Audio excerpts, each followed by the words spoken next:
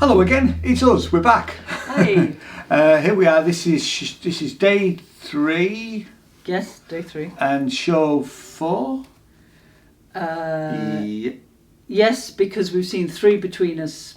And oh yeah, that's true actually. But, but it is, yeah. So technically it's third together, isn't it? Oh, so anyway, whatever.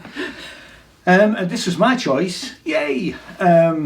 So this was Oedipus Electronica, and I'll read you this little synopsis bit. It says, an electrifying re-imaging of the ultimate love triangle, mother, father, or son. An emergency diagnosis crushes Jocasta's dreams of becoming a mother and sends her spiral into hedonistic freefall. Pecho Mamas, I hope I'm pronouncing that right, that's the company.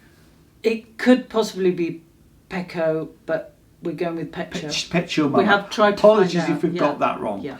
Pecho Mama's radical reinvention of the myth is an intoxicating whirlwind of ecstasy and devastation. A powerhouse psychological thriller marrying London's domestic grit with a searing live electronica score. And then there's a whole host of 4 and 5 star reviews from people we don't care about. The only review that matters is this one, isn't it? That's why you watch it. This is actually we've done something we've never done before. Yeah. Because as we were I mean, it's amazing. We'll say that. Yeah. As we were coming out, one of the cast members, Kwame, was just filming people's what people thought about it. Now I don't know whether that's going in their promotional material or whether that's for personal use.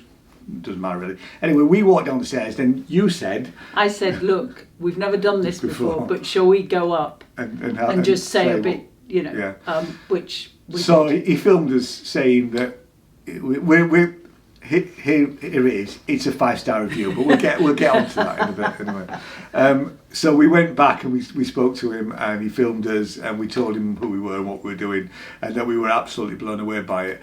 I have to say, I thought it was one of the most amazing things I've seen ever at the Fringe. Really, it's just. It was stunning. If I just talk about the music first, and then we can talk about the actual. They had a false start, which obviously it was a technical issue, and just to put it in context, they stopped and they started again, and it took a few minutes. I mean, and I can understand why they stopped it, because they said that it would be out of sync with some of the backing stuff, which I get that, and it didn't matter at all. No. It did not detract from the performance at all.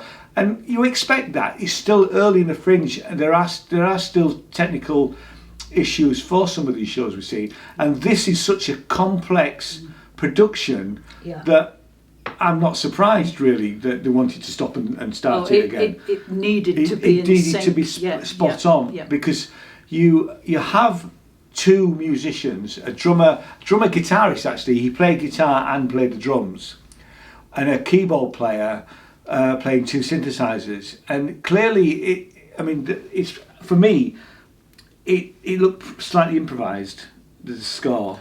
I'm sure they've worked it out. I don't have that experience, but they weren't reading dots. They were clearly playing to what was going on the stage, and they were part of it really.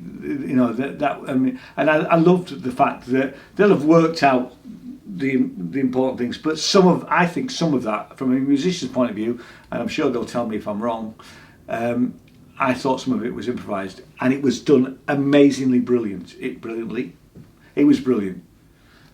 It really was. I mean, and there were bits where I didn't know whether I wanted to watch the action or wanted to watch the 2. I mean, the lights came up on them at certain times, so you were pointed to a certain.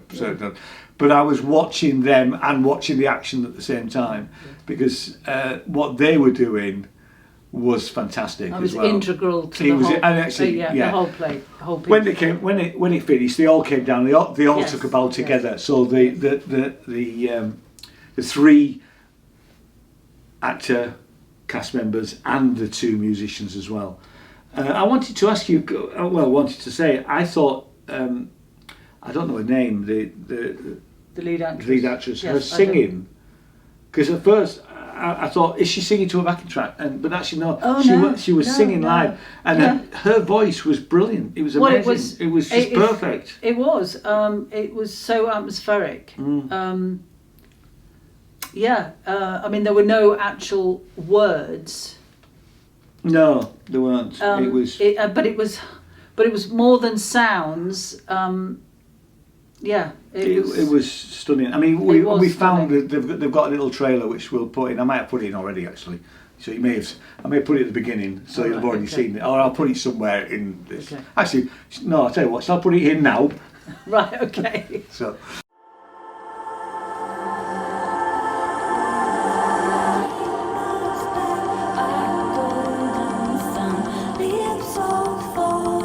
Sky turn grey, fever bleeds the dream away. Oh my love, hold me tight, save me from the dark of night. Let me sleep until it's done. Wake me up when morning comes.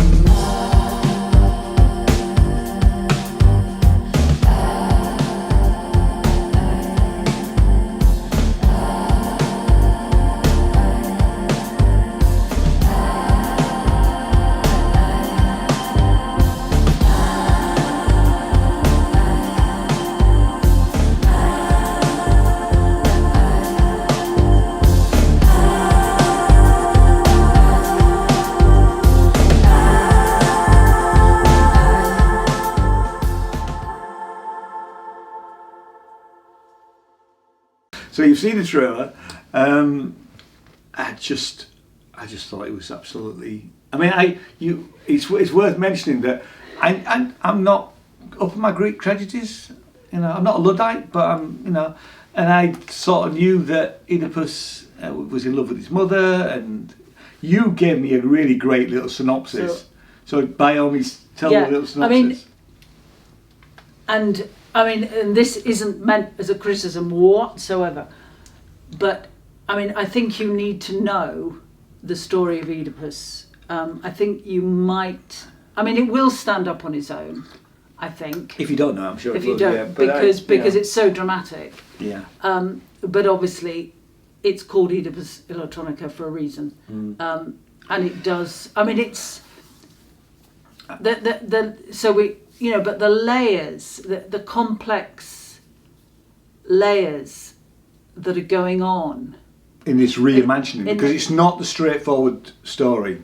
Because it's sort of it's contemporary, and I don't think sorry, and it's somebody's writing. I was going to say I was going to say about that because I don't think you're giving anything away because right at the beginning you find that out. She's writing. It's a play within a play. Yeah. I think that's enough to say, really.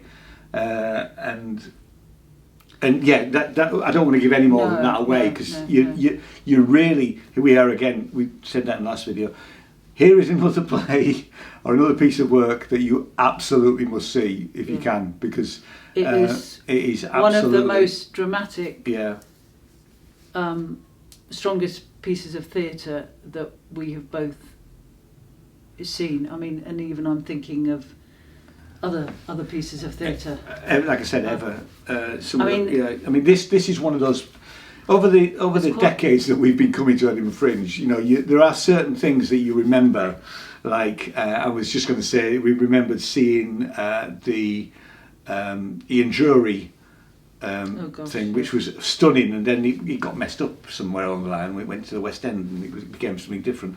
So there's certain things over the years that we've seen, and I think this is one of those ones that will live with us. Yeah.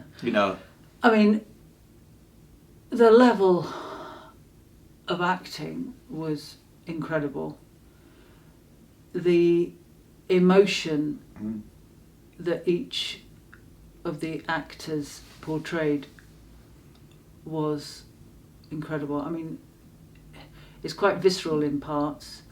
I was just. That's a good time to say there is a warning on it, which says that the show contains distressing themes, including scenes of a sexual nature and scenes of violence, as well as strong language and strobe lighting.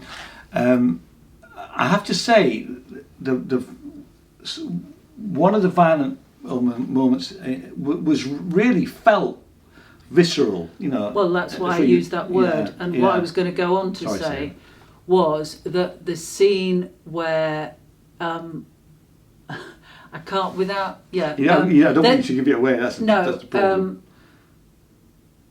Well, I can say there's an explosion of anger. Yeah, there is. Yeah, there's an explosion of anger, which I have never seen a set treated in that way. I almost thought it was going to collapse because. But we don't want to say any more. No, I don't want to say too much. No. And we were sitting on the front row, and I have never felt. I mean, I didn't feel frightened, but I could feel the force of it. And I was conscious that I moved my legs. I think I shrank back. I mean, not that I was in any danger whatsoever. I did something similar to be fair. I felt the same. I have never felt that power. I've only felt it once, and it was decades ago, and it was a Stephen Berkoff play, and I felt that sort of anger. But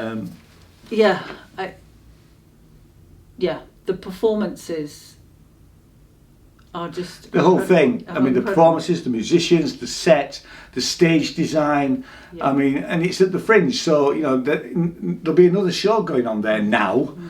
So they've had to take all that set down, and incredible. I mean, it really incredible. And actually, you can't.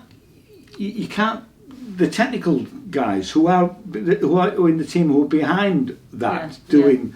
The cues for some of the audio cues, all of that sort of the lighting, all of that sort of stuff. Yeah. I mean, it really is quite an amazing piece of work, really. Yeah. So I think everybody who is involved in this production, in this cast and crew, deserve our 5 stars. Yeah. And there are shows that we see that when we are standing in queues, you get chatting to people, or you just chat, because you meet so many people while you're out and about. That is a show that we will be telling people about. Oh, sorry, this is a show. I shouldn't say. This is a show that we will, I will say to people if I'm in a queue, have you seen this? Because you really must go and see this. Yeah, so far it's all about 5-star shows that we've seen. We'll be saying the same thing, won't we? Yeah. Need to tell you when it's on and how much it costs. So it's on at the Pleasance Courtyard, 4th. It's on at 3:30 every afternoon throughout the Fringe. I'll bring up the actual, if there's any days that's missing. It's on for an hour and 15 minutes, and the dates and times, so it's on literally right the way through. So it's on right the way to the 26th is its last showing. It is 2 for 1 on the 8th and 9th, like a lot of shows are, and the standard price is £15. Concessions are £13. So I mean it's definitely worth £15 of any money to see such an amazing piece of work, really. We can't recommend it highly enough. Fantastic. Go see it, really. I mean, the music alone, I've said about the music, but actually if there's an album of it, I'm buying the album. Right. So if you haven't done an album of it, do an album and we'll buy it. It's that good, really. It's an absolutely stunning piece of work. Anything else? Nope.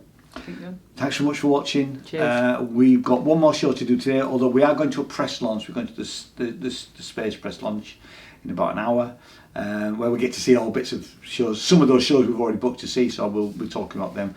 I think we're able to film bits actually that we may be able to use. So that was part of the plan. If I will take the little GoPro. And we'll see you in our next video. So thanks very much for watching. See you later. Bye. Bye.